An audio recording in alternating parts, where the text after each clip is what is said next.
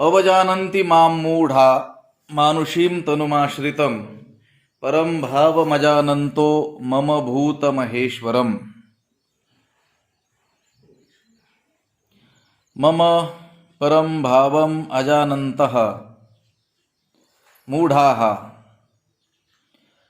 भूतमहेश्वरं मानुषीं तनुमाश्रितं ma'am अवजानन्ति। माझ्या पारमार्थिक स्वरूपाला न जाणणारे जे अविवेकी लोक आहेत ते सर्व भूतांचा ईश्वर असलेल्या आणि मनुष्य शरीराचा आश्रय केलेल्या मला कमी लेखतात, माझी काय करतात, अवज्ञा करतात, मला करता भोगता परिच्छिन्न प्राकृत मानतात आणि असं मानून माझी काय करतात, अवज्ञा करतात। असा हा 11वा श्लोक 9व्या अध्यायाचं त्याचं आपण काही चिंतन काल केलं होतं। वैकुंठवासी गुले बाबा या श्लोकावर बोलत असताना त्यांनी भागवतातील काही श्लोक सांगितले होते। 11व्या स्कंदात म्हणजे ज्याच्यावर नाथ महाराजांनी भाष्य लिहिलेलं आहे, एकनाथी भागवत ज्याला आपण म्हणतो, त्याच्या 2ऱ्या अध्यायामध्ये त्याचा विचार केलेला आढळून येतो। 3हून ते अधिक श्लोक आहेत, पण 3 प्रकार जे केलेले आहेत ते पाहण्यासाठी आपल्याला ते 3 श्लोक पाहणं आवश्यक आहे। भक्ताचे प्रकार केलेले आहेत, म्हणजे कनिष्ठ भक्त, मध्यम भक्त आणि भागवतोत्तम, म्हणजे भागवत म्हणजे भक्त, त्या भक्तातील उत्तम भक्त। मग ते पाहत असताना आपल्याला लक्षात येईल हा श्लोक आपल्याला स्पष्ट करण्याला त्याची काय होईल, मदत होईल। त्या 2ऱ्या अध्यायातील 11व्या स्कंदातल्या 45, 46 आणि 47 असे ते श्लोक आहेत। पुन्हा 47च्या पुढे काही श्लोक त्या भागवतोत्तमाचे सांगणारे आहेत, पण आपण 3 श्लोक साधारणतः पाहूया। त्यातील जो शेवटचा सांगितलेला जो प्राकृत भक्त म्हणजे कनिष्ठ भक्त आहे, तो पाहिल्यानंतर आपल्या लक्षात येईल की ह्या श्लोकामध्ये भगवंताने जे सांगितलं की मी जरी सर्व भूतांचा महेश्वर असलो तरी मनुष्य शरीर धारण केलेलं असल्यामुळं, त्या अवतार कार्यासाठी मी या भूतलावर आलेला असल्यामुळं लोक मला काय समजतात, मनुष्यच समजतात आणि साधारण मनुष्य समजून माझी काय करतात, अवज्ञा करतात। जसं भगवंताचा अवतार ज्या काळामध्ये होता त्या काळामध्ये देखील सर्वांनीच त्या भगवंताला जाणलेलं होतं का, ओळखलेलं होतं का, नाही, आपल्यासारखंच त्या भगवंताला काय केलेलं होतं, समजलेलं होतं। जे उत्तम भक्त म्हणून भगवंताचे गणले गेलेले अर्जुनासारखे त्यांना देखील भगवंताच्या वास्तव रूपाचं ज्ञान नव्हतं। जरी रात्रंदिवस त्या भगवंताच्या सहवासात ते असले तरी ते ज्ञान नव्हतं। म्हणजे ज्या काळात तो अवतार होता, भगवंत या भूतलावरती मनुष्य रूपात वावरले, त्या काळातही त्यांना ओळखलं नाही। आणि आजही आजपर्यंतची अशी स्थिती आपल्याला आढळून येते की भगवंताला त्याच्या वास्तविक रूपाला जाणणारे हे अत्यंत काय आहेत, दुर्मिळच आहेत, म्हणजे थोडेसेच असे आहेत। एका महात्म्याने असं सांगितलं होतं, नास्तिक लोकांची कशी गंमत असते, देव आम्हाला दिसत नाही म्हणून आम्ही देव मान्य करत नाहीत, तो असता तर दिसला असता, असला तर आम्हाला दाखवा किंवा त्याने आमच्या समोर काय व्हावं, प्रकट व्हावं। म्हणजे तो आता प्रकट होत नाहीये, आता नाही आहे समोर, म्हणून मग काय करायचं नाही, मानायचं नाही। बरं, ज्या काळात तो अवतार धारण करून आलेला होता त्या काळात तरी मानत होते का? त्या काळात काय म्हणत होते, साधारण मनुष्य मानत होते। आणि आता नाही तर आता काय म्हणतात, असेल तर त्याने काय व्हावं, प्रकट व्हावं। बरं, जरी आता जरी प्रकट झाला तरी त्या काळात जशी स्थिती होती तशीच राहील ना। आता जरी तो भगवंत अवतार घेऊन आला, आणि अवतार काही नाहीत काय भगवंत, अनंत अवतार घेसी भक्ता कारणे कनवाळू कृपाळू दिना लागी उद्धरणे। आजही दिनांच्या उद्धारासाठी संत रूपाने भगवंतच अवतरित झालेला आहे भूतलावरती, वेगवेगळ्या रूपामध्ये ते कार्य करण्यासाठीच। पण मग त्याला ओळखलंय काय कोणी, संतांना कोणी ओळखतंय का? लक्षात आलं, संत म्हणजे तरी कोण, देवते संत, देवते संत निमित्त त्या प्रतिमा। संत हे या भूतलावरती भगवंताचेच काय आहेत, साक्षात ब्रह्ममूर्ती संत जगी अवतरले उद्धराया आले दीनजनांचा उद्धार करण्यासाठी या भूतलावरती प्रत्यक्ष ब्रह्मस्वरूप असलेले प्रत्यक्ष ब्रह्मच त्यांच्या रूपाने या भूतलावरती आलेला आहे. मग आता समोर आहेत तर सामान्य मानायचे आणि नसतील समोर तर मग दाखवा आम्हाला. लक्षात आलं का? हे नास्तिकांची काय आहे गंमत की महात्म्याने सांगितलेलं होतं ते आता आठवलं म्हणून मी तुम्हाला सांगितलं. म्हणजे परमात्मा आता आपल्याला दिसत नाही आहे, आपल्या समोर नाही, मग काय म्हणायचं, तो नाहीच आहे. आणि ज्या वेळेस तो येतो आहे आपल्या समोर कोणत्या तरी रूपाने, त्यावेळेस मात्र त्याचा काय करायचा नाही, स्वीकार करायचा नाही, त्याचा आवेर करायचा, त्याला काय समजायचं, प्राकृत समजायचं, आपल्यासारखंच काय करायचं समजायचंय. पण संत नव्हती माणसासारखे नाही आहेत ते. या जगामध्ये जरी आपल्यासारखे ते वावरत असताना दिसत असले तरी ते काय नाही आहेत, सामान्य मनुष्य नाही आहेत. ते प्रत्यक्ष ब्रह्मच त्यांच्या रूपाने या भूतलावरती वावरत आहे. पण आपण त्यांना ओळखतो का? नाही. आपणही त्यांनाच काय समजतो, प्राकृत आपल्यासारखंच समजतो. तुकोबारायांच्या काळाचा विचार करा. त्या काळात तुकोबारायांना प्रत्यक्ष हे ब्रह्मस्वरूप आहेत हे ओळखणारे कितीशे लोक होते. रामेश्वर भट्टांसारख्या महाविद्वानाला देखील दीर्घकाळानंतर लक्षात आलं, म्हणून रामेश्वरी चरणी मस्तक ठेवले, म्हणून ठेवलं. कधी? ज्यावेळेस तुकिता तुलनेसी ब्रह्म तुकासे आले. प्रत्यक्ष हे तुका भासला मानवी वेशधारी, परी हा लिला विग्रही निर्विकारी, स्वये श्री हरी व्यापको सर्व जीवा, तुका तो चितो हा परब्रह्म ठेवा. हे लक्षात आल्यानंतर मग त्यांनी काय केलेलं आहे, मस्तक ठेवलं. म्हणजे त्यांच्यासारखा प्रकांड विद्वान, वेदाचा ज्ञाता, त्याला देखील तुकोबाराय ओळखण्याकरिता दीर्घकाळ जावा लागला. त्यावेळेस ते ब्रह्मस्वरूप आहेत हे कळालं. त्याच्या अगोदर तर ते हे अतिशय काय आहेत, सामान्य आहेत, शूद्रकुळात जन्मलेले आहेत, तरी देखील काव्य करतात, वेदाचा अर्थ सांगतात आणि हे सर्व वेद विरोधी वर्तन करतात. म्हणून त्यांच्यावरती रुष्ट झालेलेच होते ना. या वह्या बुडवण्याचा आदेश देखील त्यांनीच दिलेला होता की नाही एक प्रकारे. म्हणजे भगवंताचे अवतार असलेल्या संत पुरुषांना देखील लोक काय करत नाहीत, त्यांच्या खऱ्या स्वरूपाला जाणत नाहीत. कारण त्यांनी काय केलेलं आहे, मानुषीम तनुम आश्रितम, या मनुष्य देहाचा काय केलेला आहे, आश्रय केलेला आहे. आश्रय केलेला आहे म्हणजे ते काय आपल्यासारखे बळेच त्या कर्माच्या बळानं लोटल्या गेलेले आहेत का? ते काय आहेत, ते सर्व कर्म स्वतंत्र आहेत. ते लक्षात आलं का? ते आले म्हणतात ना, उद्धरावया आले. लक्षात आलं का? परत आम्ही वैकुंठवासी आलो आहे ना, आलेले आहेत. त्यांना आपल्याला काय इच्छा आहे का येण्याची? पण आपल्याला काय केलेलं आहे, बळबळ आगा कर्मे जे उरावे तेथेही सुखदुःखी फळावे आणि तया ते भोगावया यावे, देहा एखादी यावं लागलेलं आहे. लक्षात आलं का?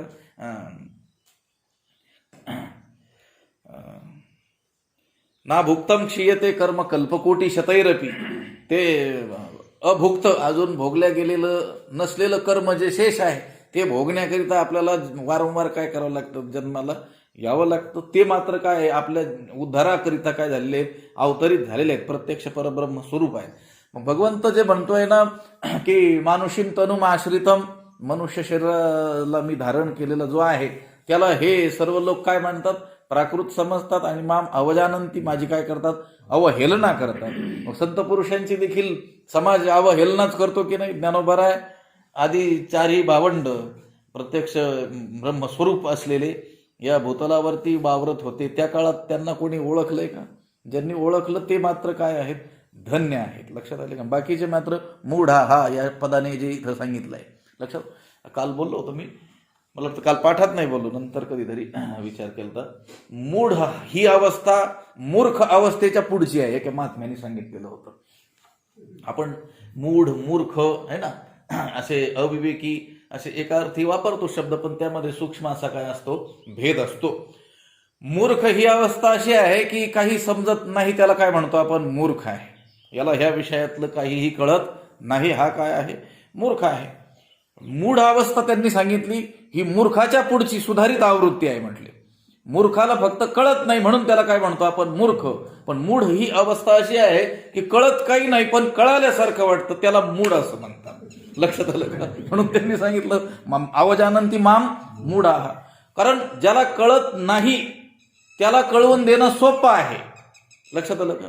कारण त्याच्या लक्षात येईल की हे मला समजावून सांगतात आणि या गोष्टी मला पूर्वी ठाऊक नव्हत्या.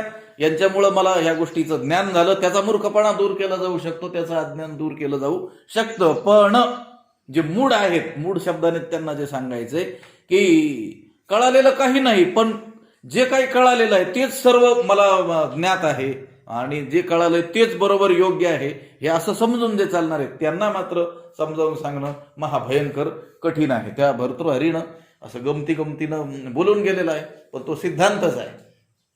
त्यांनी सांगितलेलं आहे अज्ञ सुखम आराध्यते, सुखम आराध्यते आज्ञा. म्हणजे अज्ञ ज्याला काही कळत नाही त्याला सुखासुखी शिकवलं जाऊ शकतं. त्याला कळत नाही, त्याला जी गोष्ट कळत नाही ती आपल्याला चांगली ठाऊक असेल, उत्तम रीतीनं आपण त्याला समजावून सांगू शकत असू तर सुखासुखी त्याला समजावून सांगण्यात येऊ शकतं. त्यांनी सांगितलं सुखतरम आराध्यते विशेषज्ञ. म्हणजे जो ज्ञानी आहे त्याला अतिशय सुलभतेनं सांगण्यात येतं. अडाणी आहे त्यालाही सुखतरम आराध्यते, सुखासुखी सांगण्यात येतं. आणि जो हुशार आहे त्याला देखील त्याच्यापेक्षा अत्यंत सुखासुखी सांगण्यात येतं. पण ते म्हटले ज्ञान लव दुर्विदग्धम, म्हणजे थोड्याशा ज्ञानाने मात्र पूर्ण मी झालेलो आहे असं ज्याने समजून बसलेला आहे त्याला मात्र ब्रह्मापितम नरम न रंजयती, ब्रह्मदेव सुद्धा त्याला सांगू शकत नाही. कारण तो काय म्हणेल, हे मला ठाऊक आहे.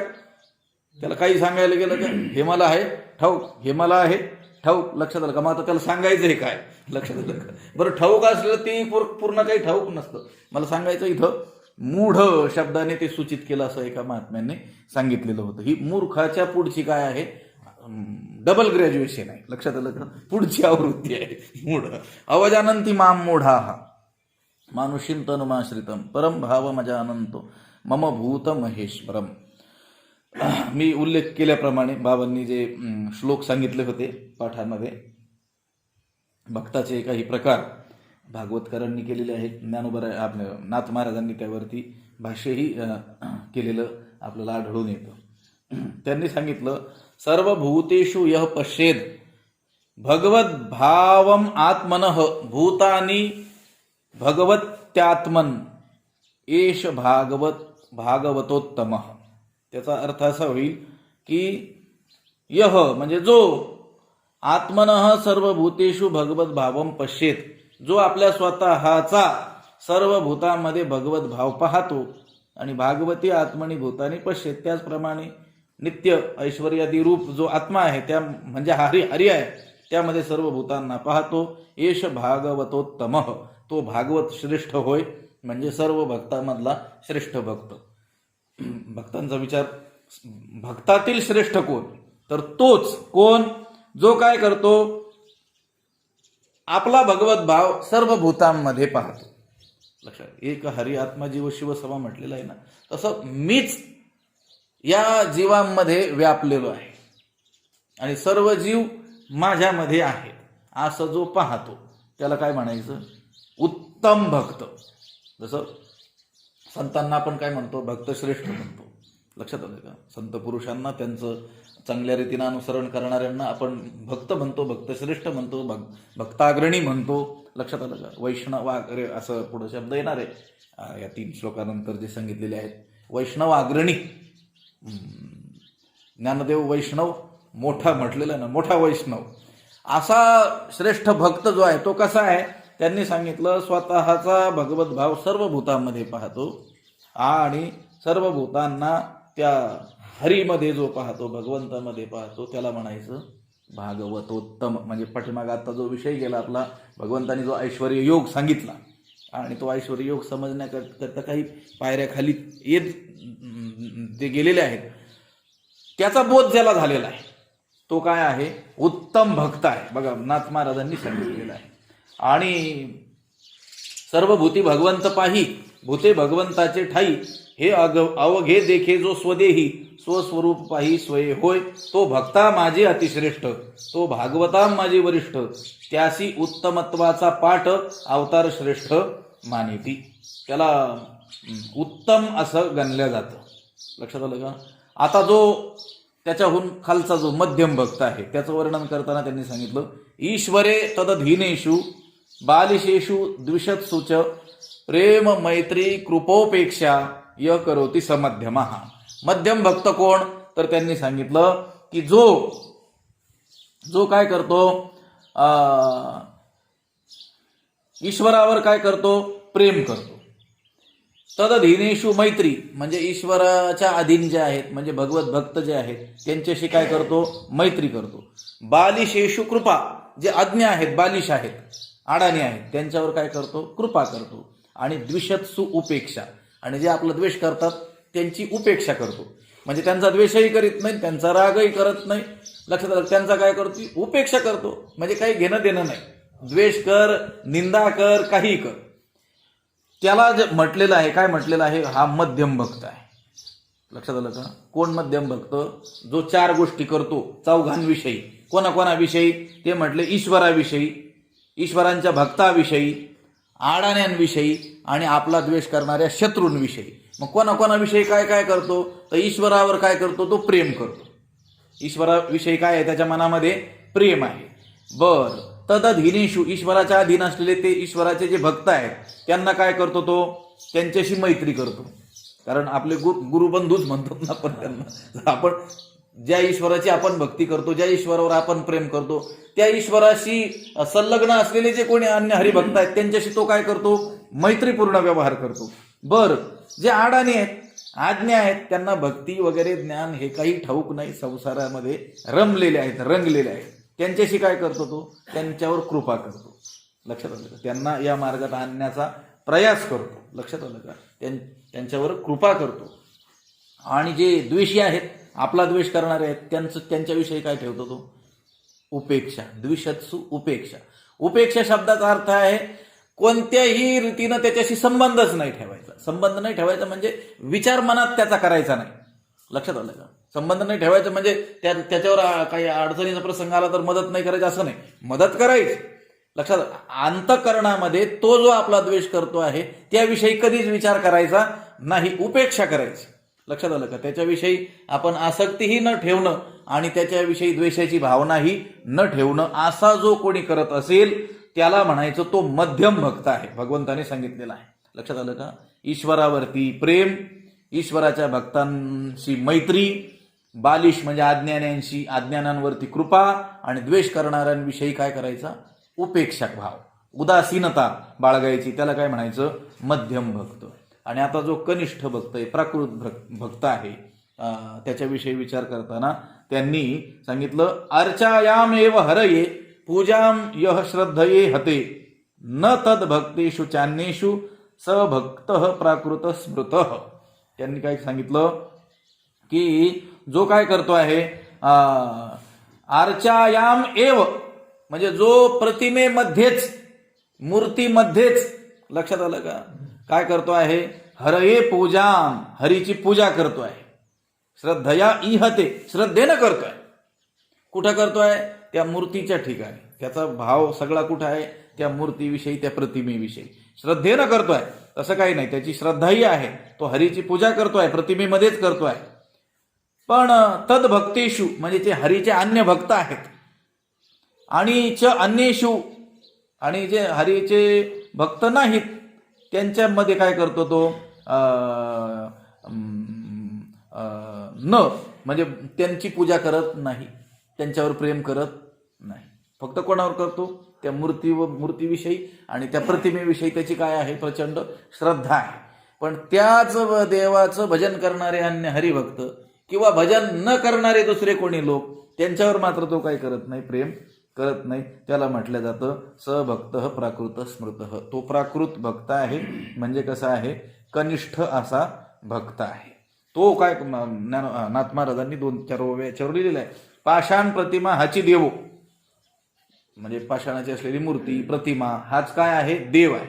तेथेची ज्याचा पूर्ण भाव, तेथेच त्याचा काय आहे, पूर्ण भाव आहे.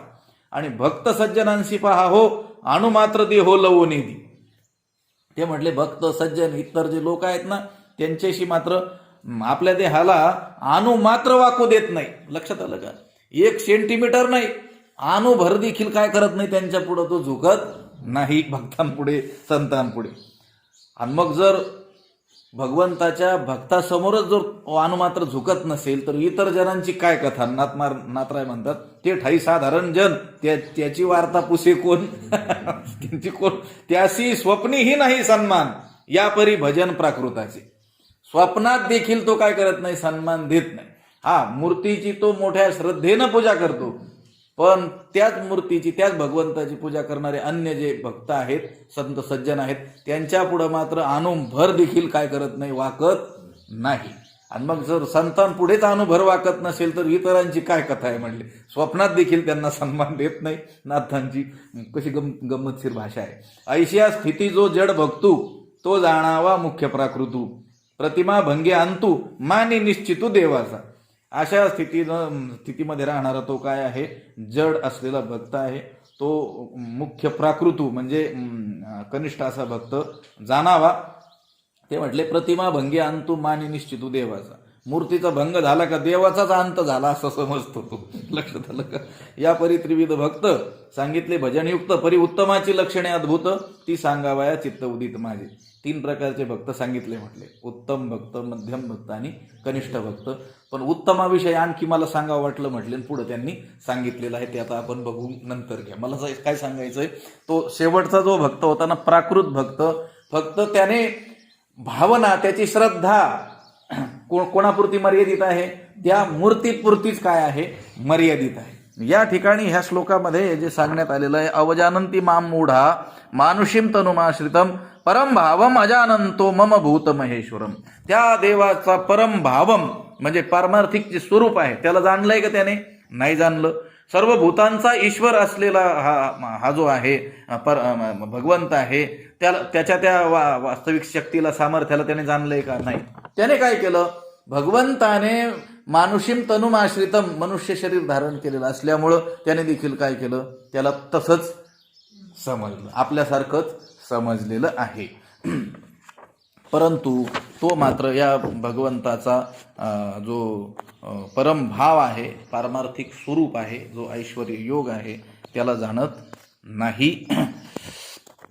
आता याच्यावरती ज्ञानोबरायांनी जे भाष्य केलेलं आहे, जवळजवळ 30-31 ओव्या यामध्ये आलेल्या आहेत.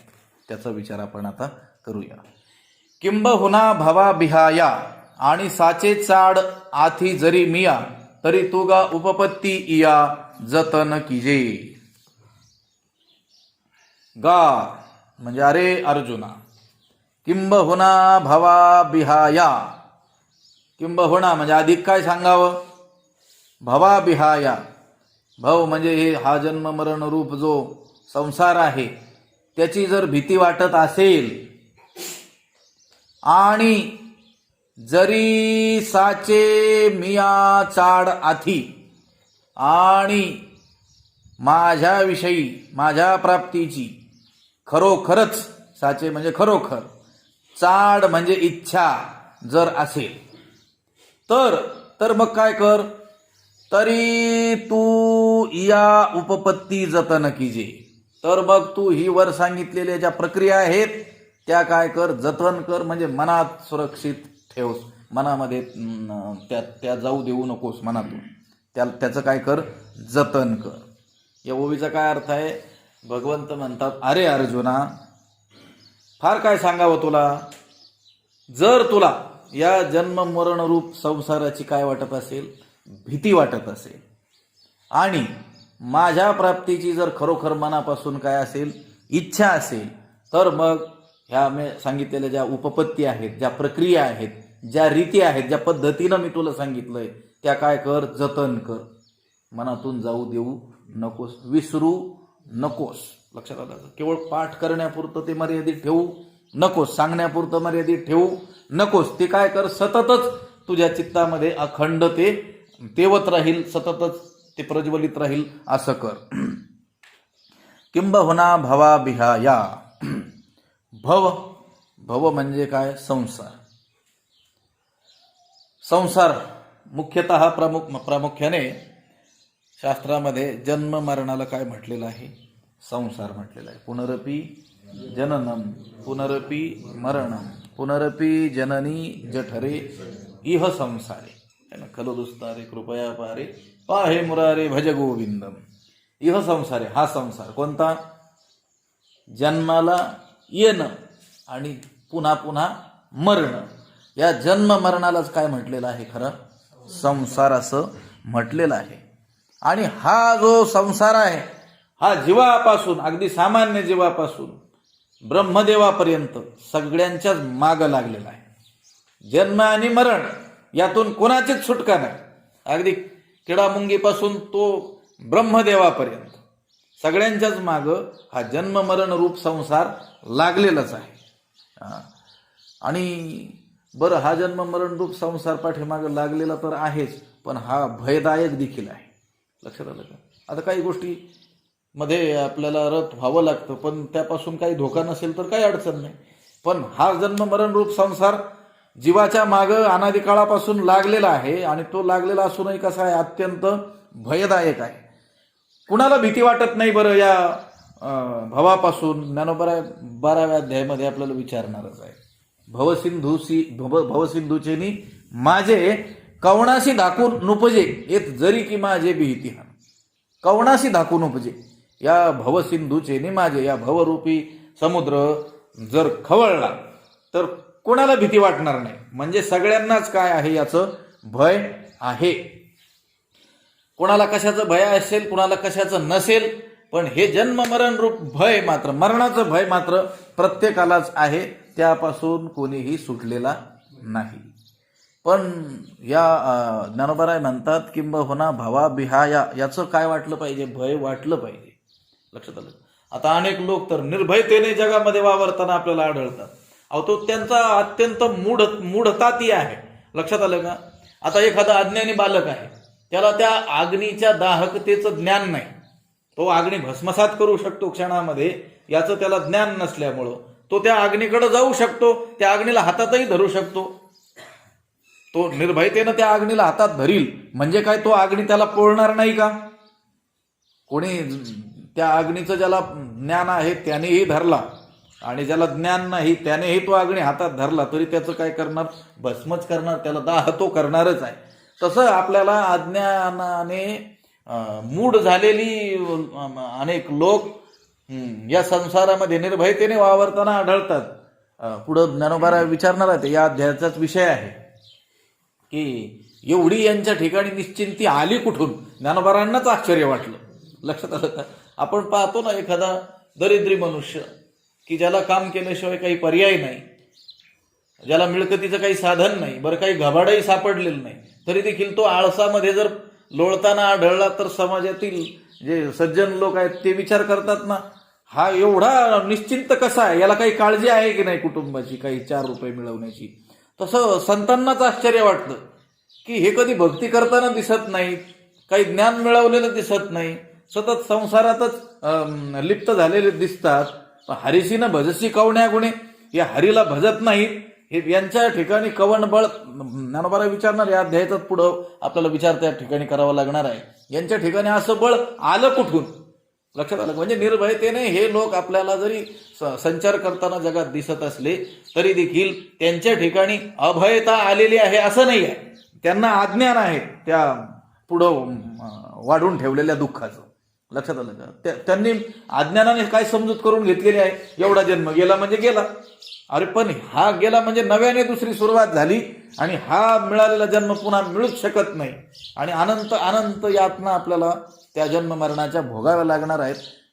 याचं ज्ञान त्यांना नाही आहे, म्हणून ते निर्भयतेने वागत आहेत. लक्षात आलं का?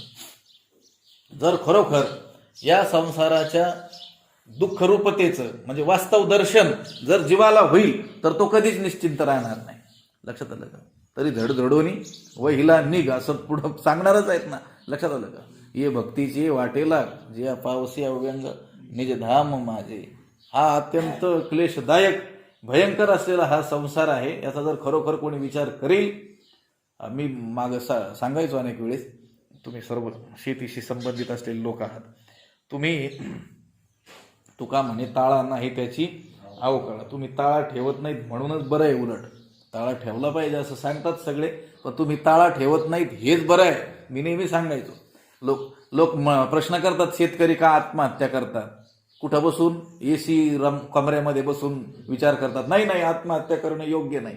अरे पण प्रत्येक शेतकरी त्याने जर आपल्या कष्टाचा, आपल्या मेहनतीचा, लक्षात आलं का, आपण त्यामध्ये लावलेलं जे द्रव्य आहे त्याचा, आपलं जे भांडवल गुंतलेलं आहे जमिनीसह, त्याचा जर पूर्ण विचार करील तर त्याला आत्महत्या करण्याशिवाय पर्यायच नाही आहे.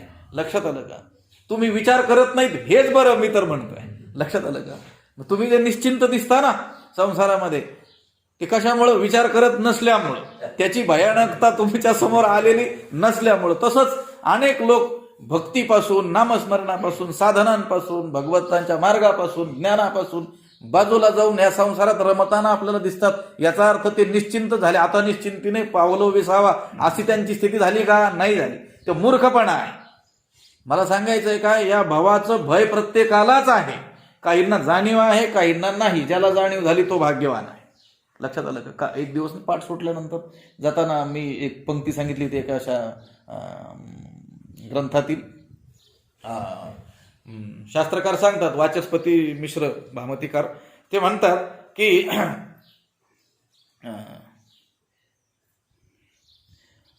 या जगामध्ये दुःख नावाची गोष्ट आहे, म्हणून तर मग शास्त्राला लोक विचारतात, संतांना विचारतात, भगवंतांना विचारतात. आहे ना? लक्षात आलं का?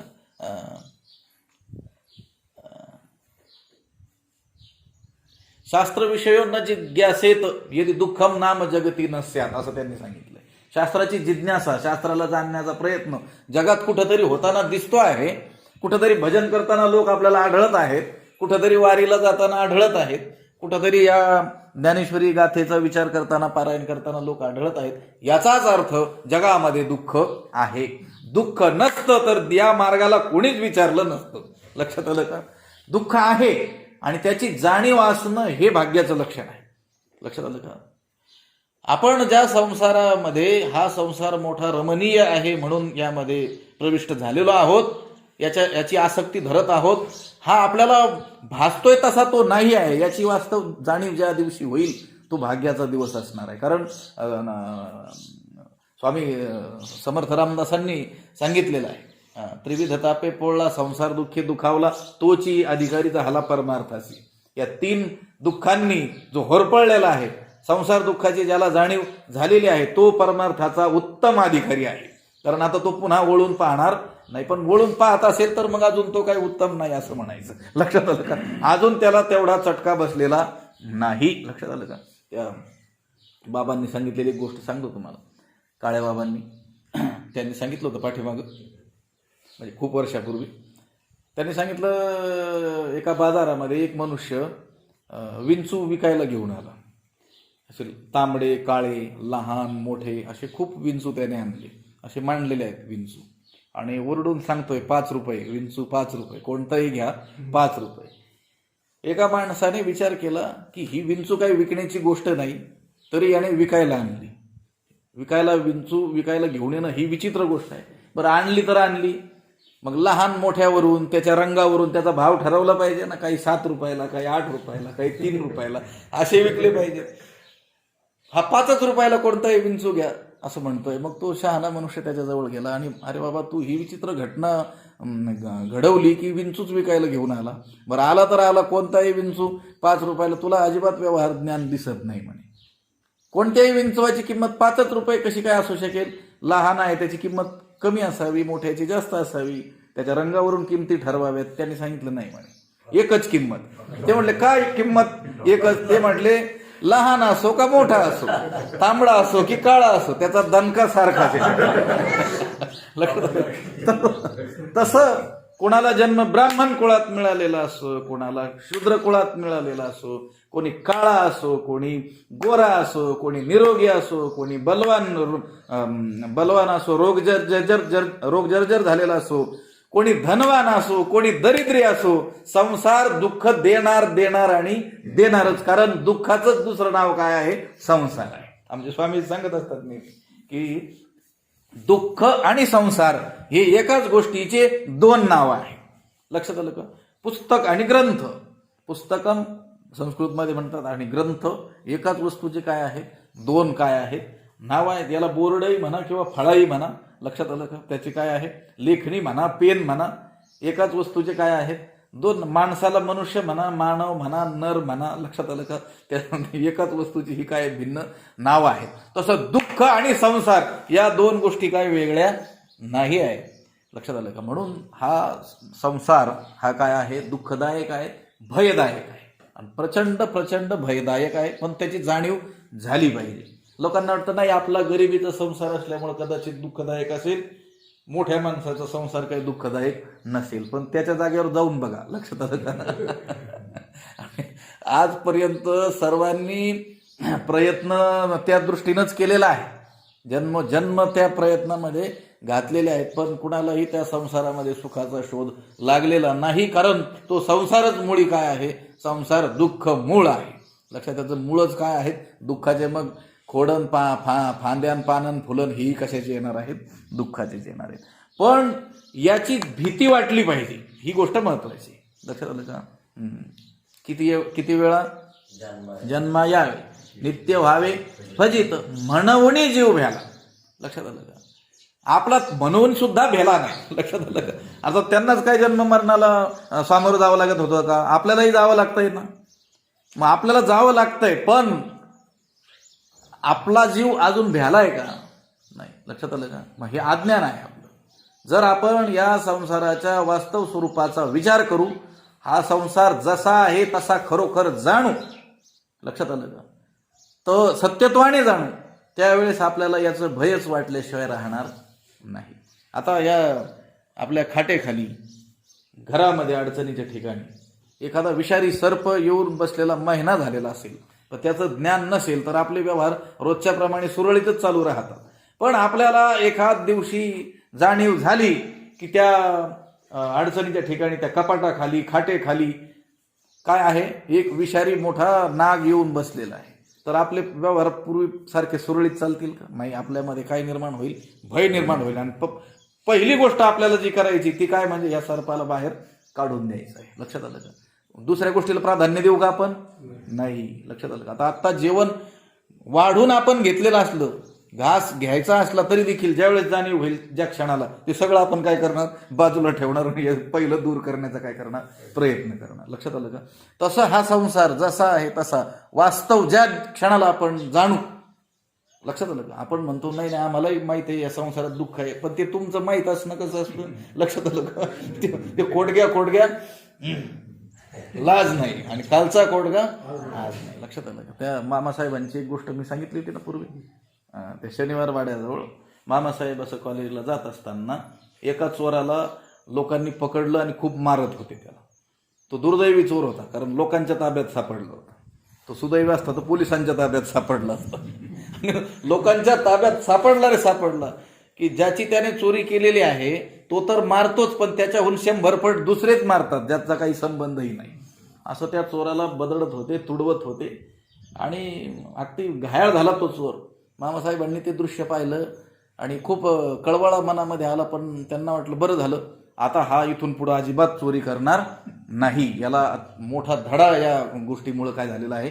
भेटलेला आहे. त्याला जाणीव होईल हे कृत्य आपलं चुकलं, म्हणून एवढ्या लोकांचा मार मला खावा लागला. आता हा काय करेल? चोरी सोडून देईल. ते आपल्या कॉलेजला निघून गेले. 1 महिना 15 दिवसानंतर परत त्या दुसऱ्या बाजूला पुण्याच्या त्या ठिकाणाहून जात असताना पुन्हा एका चोराला मारताना त्या मामांनी पाहिलं.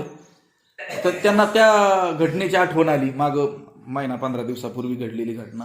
त्यांना वाटलं लोक किती अज्ञानी आहेत, किती मूढ आहेत. एवढा मार खाण्याची वेळ येते तरी चोरी काय करत नाहीत, सोडत नाहीत. आणि जवळ जाऊन पाहिलं तर तोच चोर होता परत. लक्षात आलं? त्याचं सुटलं होतं का? लक्षात आलं? त्याला म्हणलं कोडग्या लाज नाही, कालचा कोडगा आज नाही. आपल्याला देखील हा संसार काहीतरी चुनूक दाखवतोय, त्याच्या खऱ्या रूपाचं दर्शन घडवतोय वेगवेगळ्या कृतीतून, वेगवेगळ्या माध्यमातून, वेगवेगळ्या घटनातून. पण आपण त्यातून बोध घेत नाहीत आणि मग मात्र आपल्याला सर्वनाशाला सामोरं जावं लागतं. लक्षात आलं का? एकाच घटनेतून माणसाने बोध घ्यावा की हा संसार असा आहे. लक्षात आलं का? एखाद्या वेळेस जरी आपल्या स्वकीयांनी आपला अपमान केला, आपली फसवणूक केली, आपली वंचना केली, त्याच क्षणाला जाणून घ्यायचं की हे असेच आहे. धनधारा पुत्र जन बंधू सोयरे पिशू न, है ना, सर्व मिथ्या हे जाणून मग शरण रिघा देवाचे. पण आपण ते म्हणतो मात्र लक्षात आलं का? पण हे खरे पिशून आहेत हे आपल्याला कळतंय का? नाही कळत. लक्षात आलं का? बरं, भगवंताची एवढी मोठी दया की अनेक वेळेस ते आपलं खरं रूप दाखवतात देखील.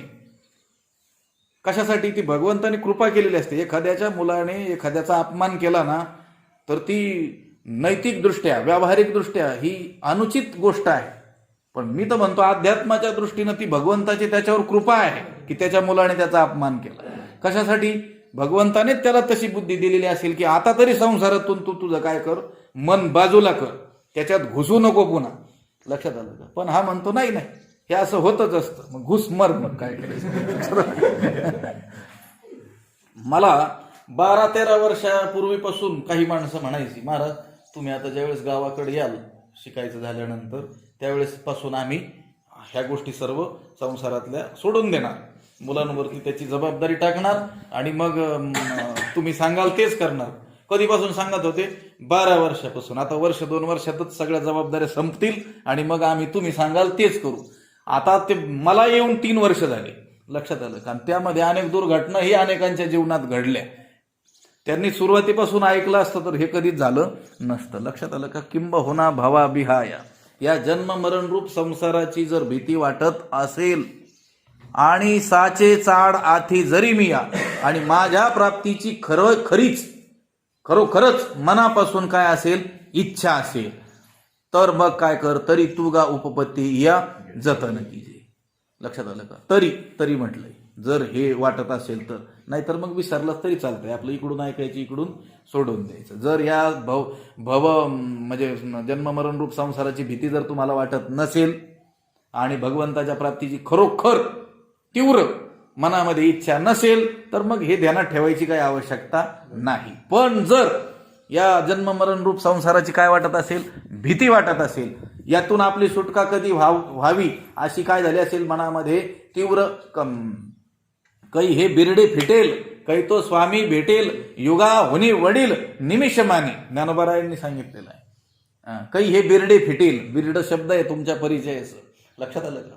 हा बिरड शब्द विद्वानांना कळूच शकत नाही, शेतकऱ्यांनाच कळू शकतो. शेतकऱ्यासाठी लिहिलेली ज्ञानेश्वरी. लक्षात आलं? हा.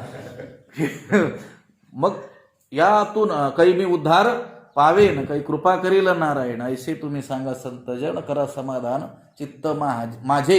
लक्षात आलं का? काही हे खंडईल कर्म, अशी ज्याच्या मनामध्ये काय लागलेली आहे, तळमळ लागलेली आहे, तोच या जन्ममरण रूप भावाला, या संसाराला भिला आहे असं म्हणता येईल. कारण भिलेला माणूस भयदायक वस्तूपासून आपली सुटका करण्याचा काय करतो, प्रयत्न करतो, त्याला लिप्त होत नाही. या गोष्टीपासून मला प्रचंड भय आहे असं त्याच्या लक्षात ज्या क्षणी येतं, त्या क्षणापासून त्या वस्तूशी तो संबंध ठेवतो का? एखाद्याला मित्र मानलेला असेल आणि आपल्या अज्ञानामुळं त्याला आपण वास्तव त्याच्या रूपाला न जाणल्यामुळं आपण त्याच्याशी मैत्री केलेली असेल, पण ज्या क्षणी आपल्याला ज्ञान होतं की हा मित्र नाही, हा काय आहे, शत्रू आहे, प्रच्छन्न मित्र म्हणजे प्रच्छन्न शत्रू आहे, हा गुप्त रूपातला काय आहे, माझा शत्रू आहे, हा माझा अहित करणारा आहे, अकल्याण करणारा आहे, माझा कधीतरी घात करणारा आहे, हे ज्या क्षणापासून समजतं त्या क्षणापासून तेवढं मित्रत्व भावना राहते का तुमची? लक्षात आलं का? त्याचा काय करतो आपण हळूहळू, म्हणजे काय करून टाकतो, त्याचा त्यागच करून टाकतो ना. मग तसं हा संसार भयदायक आहे, दुःखदायक आहे, क्लेशदायक आहे. हे ज्या क्षणाला कळेल त्या क्षणापासून मनुष्य त्याच्यापासून दूर होण्याचा प्रयत्न करील का लिप्त होईल? हा, संसार दुःख मूळ मोठ्याने म्हणायचं, पण म्हणायचं कशासाठी? संसारासाठीच. मग गंमतच झाली ना सगळी. लक्षात आलं? म्हणून जीव भ्याला शरण गेला विठोसी, 2 तास निरूपण केलं आणि सांगितलं 2000 कमी दिले. लक्षात आलं का? आपली बोली तर 11ची झाली होती, 9च दिले. हे संसारासाठीच चाललेलं आहे का नाही? मग तो खरोखरच संसाराला भ्याला असं झालं का? त्याच्यावर फक्त काय केलं? निरूपण केलं, संसार कसा भयदायक आहे त्याच्यावर. त्याचं ऐकून दुसरे भिले. लक्षात आलं? किंबहुना भवा बिहाया, जर खरोखरच या जन्म मरण रूप संसाराची काय वाटत असेल, भीती वाटत असेल, आणि साचे चाड आथी जरी मिया, आणि जर खरोखर माझ्या प्राप्तीची मनापासून काय असेल, इच्छा असेल, तरी तुगा उपपती या जतन कीजे.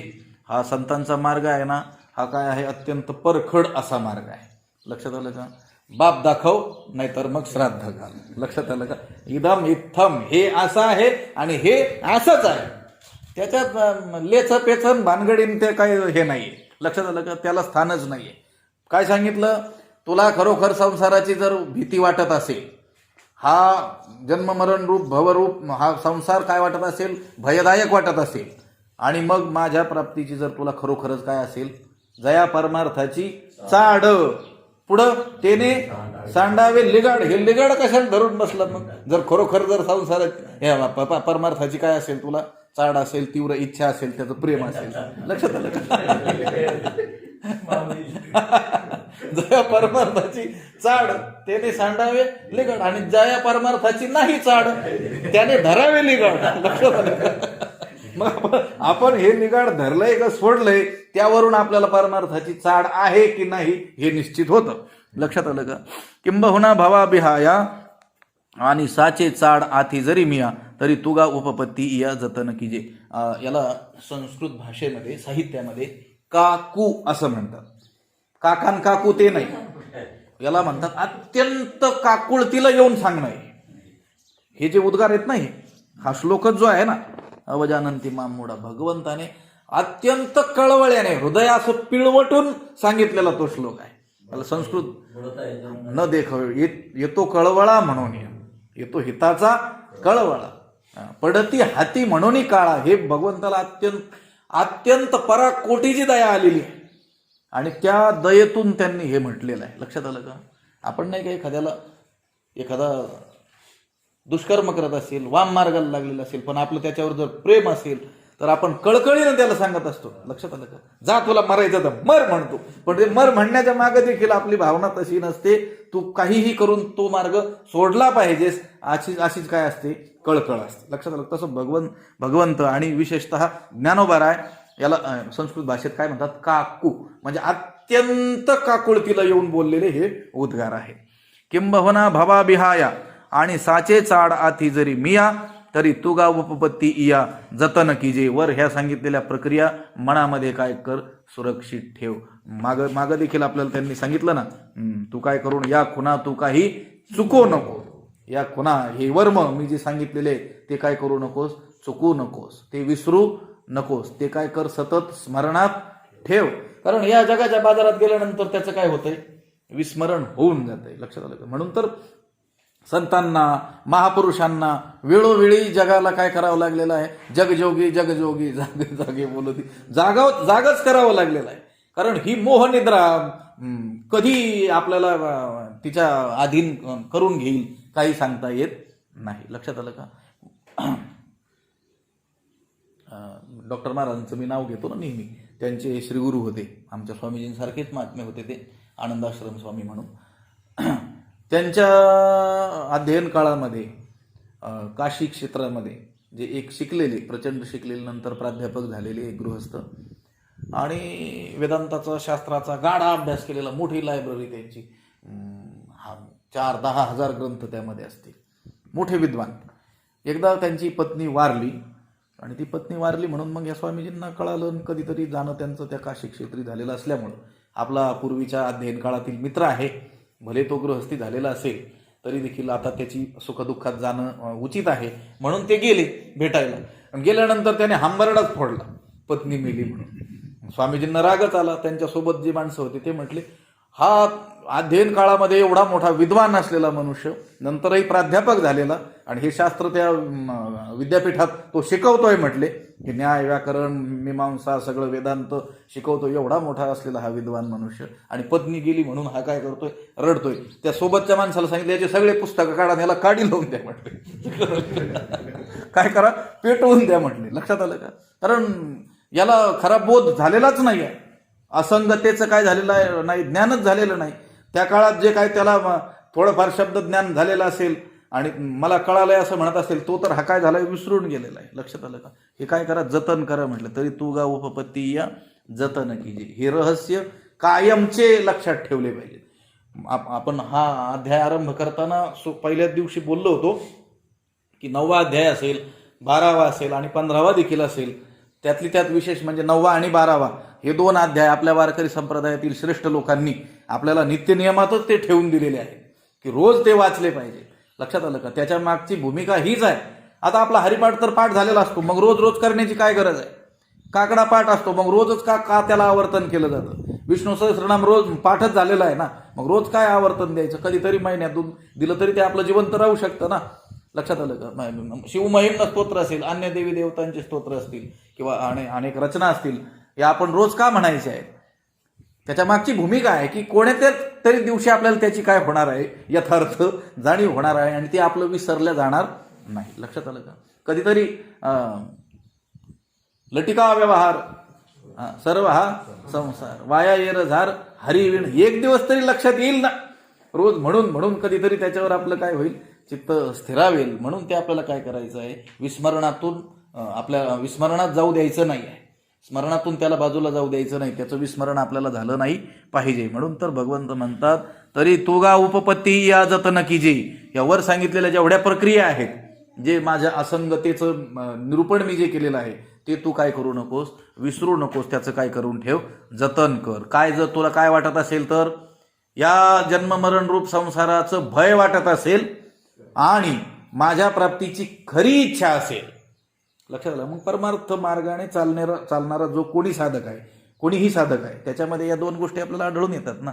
या भयदायक संसाराला तो भिलेला आहे, दुःखदायक संसारापासून तो सुटण्याची काय करतो आहे, भय वाटे परी हा न सुटे संसार, तुकाराम महाराजांनी सांगितलं. ती आपल्यासारख्या सामान्य साधकाची जी तळमळ आहे ती त्यातून व्यक्त केलेली आहे. ते त्यांचं स्वतःचं नाही सांगितलं. आपण म्हणू शकतो, ज्यावेळेस आपल्याला या संसाराच्या वास्तवतेचं दर्शन होईल, हा भयानक वाटेल आणि याच्यापासून सुटण्याचा आपण प्रयत्न करू, पण आपली शक्ती कमी पडेल, त्यावेळेस तो अभंग आपण म्हणायचा भगवंतासमोर, भय वाटे परी हा न सुटे संसार. मला या संसाराची भीती वाटते देवा, याचं वास्तव स्वरूप मी जाणलेलं आहे, पण काय करावं, त्यातून बाजूला जाण्याचा मी प्रयत्न करतोय, तेवढं सामर्थ्य माझं नाही, तू काय कर, आता मला सहाय्य कर. आणि त्यावेळेस तो सहाय्य करी, दे रे हरीण खाटल्यावरी. तसं नाही. लक्षात आलं का? संसारात रमलेला देखील आहे आणि भय वाटे परिहान, भय वाटे तर तू प्रयत्न कर ना. ज्यावेळेस कमी पडेल त्यावेळेस काय करील परमात्मा, सहाय्य करणार आहे. लक्षात आलं? कोणत्या तरी रूपाने तो आपल्याला सहाय्यक होणारच आहे, पण आपण एक पाऊल का होईना पुढं चालावं लागणार आहे. किंबहुना भवा बिहाया, या जन्ममरण रूप संसाराची जर भीती वाटत असेल आणि साचे चाड आथी जरी मिया, आणि जर माझ्या प्राप्तीची खरीच मनापासून काय असेल, इच्छा असेल, तरी तू गा उपपत्ती या जतन कीजे. तू या सांगितलेल्या प्रक्रिया काय कर, मनात सुरक्षित ठेव, त्यांचं काय कर, जतन कर. या श्लोकावरती लिहित असताना पहिलीच ओवी ज्ञानोबारायांनी ही लिहिलेली आहे. त्यांना लिहायचं हे पुढचं. लक्षात आलं का? आता या पुढच्या ज्या 31 ओव्या येणार आहेत, यातून या श्लोकाचा भाव ते व्यक्त करणार आहेत. पण ही जी सुरुवातीला आलेली ओवी जी सांगण्यात आली, आत्ता आपण जिचा विचार केला, ही ओवी त्यांनी अत्यंत काकुळतीनं सांगितलेली आहे. लक्षात आलं का? जर ह्या प्रक्रिया लक्षात ठेवल्या तर ह्या पुढच्या गोष्टीची आवश्यकताच नाही. पुढचं हे जे बोलणार आहेत ज्ञानोबा आता आपल्याला खूप ते बोलण्याची काय पडणार नाही, आवश्यकताच पडणार नाही. परंतु आपण काय केलं पाहिजे, ह्या प्रक्रिया लक्षात ठेवल्या पाहिजेत. आणि हे पुढचं देखील जे बोलणार आहेत ना, आपल्याला आता टोचून बोलणार आहेत ना, ते सुद्धा कशासाठी बोलणार आहेत, हे लक्षात ठेवण्यासाठीच बोलणार आहेत. लक्षात आलं? तर तुकोबाराय देखील आपल्याला भगवंताच्या स्वरूपाचंही वर्णन करतात, नामाचं महत्त्वही सांगतात, पंढरी आळंदीचं महत्त्वही सांगतात, आणि त्याबरोबर शिव्या येतात. शिव्या कशाला दिल्या, ते महत्त्व चांगलं लक्षात येण्यासाठी. कारण तुम्ही त्याकडे लक्ष देता, कुठं लक्ष देऊ लागलेले आहेत, संसाराकडे. तसं या ठिकाणी ज्ञानोबारायांनी ही जी ओवी आहे, ही ओवी या पुढच्या ओव्यामध्ये जे बोललं जाईल आता, की हे लोक असेच आहेत म्हणूनच यांना याचं ज्ञान नाही, असं नाही तसं नाही, तर बाबा रे हे बोलण्याची वेळ येऊ नये. लक्षात आलं का? आणि हे जे बोललं जातंय तेही याच्यासाठीच बोललं जातंय की किंबहुना भवा बिहाया आणि साचे चाडाथी जरी मिया, तरी तू गा उपपत्ती इया जतन कीजे. गा अर्जुना, अधिक काय सांगावं, जन्म मरण रूप या संसाराची जर भीती वाटत असेल आणि माझ्या प्राप्तीची खरीच मनापासून जर इच्छा असेल, तर तू या उपपत्ती म्हणजे या प्रक्रिया मनात काय कर, जतन कर. पुंडलिक वरदा हरी विठ्ठल श्री ज्ञानदेव तुका.